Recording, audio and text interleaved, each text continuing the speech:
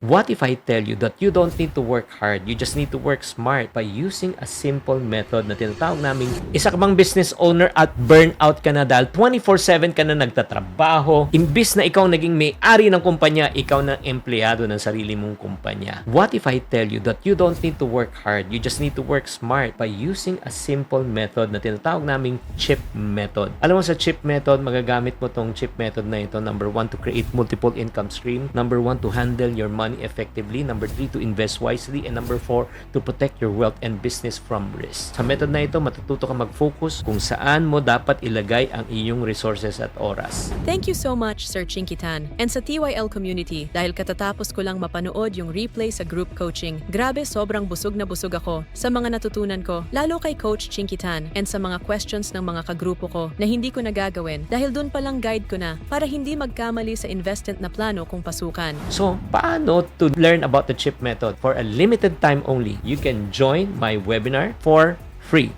Yes, so that you will be able to learn how to implement the CHIP method in what you're doing right now at hindi mo kailangan gumastos ng malaki. Again, kasi nga, libre nga ito. So, mga kapatid, kung burnout ka na talaga sa ginagawa mo at gusto mo ng tamang sistema to apply in your business, ito na yung pinakakahintay nyo. Type IGB to join and be part of this unforgettable event.